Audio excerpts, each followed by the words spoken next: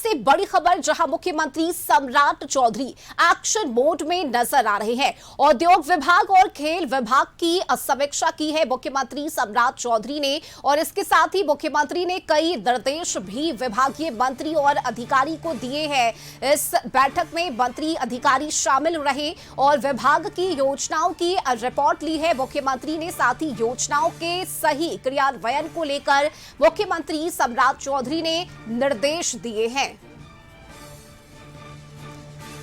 तो ये बड़ी खबर आपको बता रहे हैं बिहार से, जहां मुख्यमंत्री सम्राट चौधरी लगातार एक्शन मोड में नजर आ रहे हैं।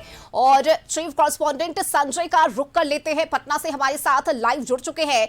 संजय, देखिए लगातार मुख्यमंत्री अलग अलग विभागों की समीक्षा कर रहे हैं। आज भी उद्योग और खेल विभाग की समीक्षा हुई है, कई निर्देश भी मुख्यमंत्री की तरफ से दिए गए हैं। फिलहाल क्या जानकारी बैठक से जुड़ी हुई? जी बिल्कुल रश्मि, देखिए जब से मुख्यमंत्री सम्राट चौधरी ने पदभार संभाला है लगातार वो एक्शन मोड में है और कई विभागों की समीक्षात्मक बैठक उन्होंने की है। आम लोगों को समर्पित होती है यह बैठक, डेडिकेटेड टू पीपुल की भावना के साथ लगातार वो बैठकें कर रहे हैं। और आज भी खेल विभाग और उद्योग विभाग, दो महत्वपूर्ण विभागों की बैठक हुई है।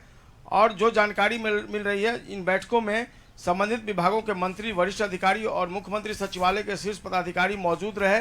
दोनों विभागों के कार्यों, योजनाओं और भविष्य की रणनीति पर विस्तार से चर्चा की गई है। सुबह 11 बजे उद्योग विभाग की बैठक में बिहार में निवेश को बढ़ावा देने के लिए चल रही गतिविधियों की समीक्षा की गई मुख्यमंत्री द्वारा। अधिकारियों ने मुख्यमंत्री को राज्य में प्राप्त निवेश प्रस्तावों, विभिन्न कंपनियों के साथ चल रही बातचीत और औद्योगिक परियोजनाओं की मौजूदा स्थिति की जानकारी दी। बैठक में यह भी बताया गया कि किन क्षेत्रों में नए निवेश की संभावनाएं हैं और निवेशकों को आकर्षित करने के लिए सरकार की ओर से क्या कदम उठाए जा रहे हैं। मुख्यमंत्री ने अधिकारियों को निर्देश दिया कि निवेश प्रस्तावों के निष्पादन में तेजी लाई जाए और निवेशकों को हर संभव सुविधा उपलब्ध कराई जाए।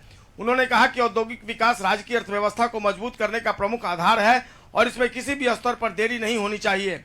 साथ ही उन्होंने लंबित परियोजनाओं की नियमित निगरानी करने और तय समय सीमा में उन्हें पूरा करने के भी निर्देश दिए हैं।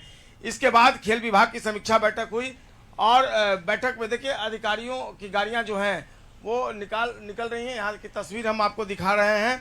और जब खेल विभाग की बैठक हुई तो इस बैठक में राज्य में आयोजित होने वाले खेल कार्यक्रमों, राष्ट्रीय और अंतर्राष्ट्रीय स्तर की प्रतियोगिताओं में खिलाड़ियों की भागीदारी और खेल बुनियादी ढांचे के विकास पर चर्चा की गई।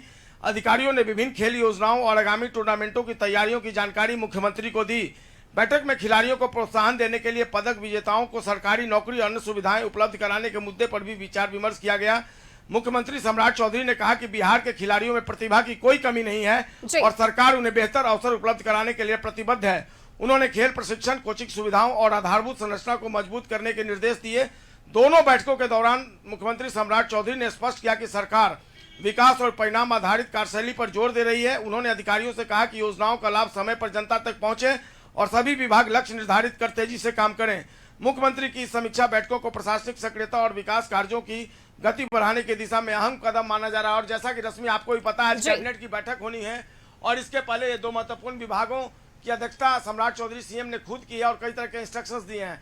तो देखना होगा कि आज जो फैसले लिए जा रहे हैं मुख्यमंत्री के स्तर पर, उसका कैबिनेट में किस तरीके से समावेश होता है और क्या कैबिनेट में भी एजेंडे के रूप में खेल और उद्योग विभाग में लिए गए फैसले शामिल होते हैं।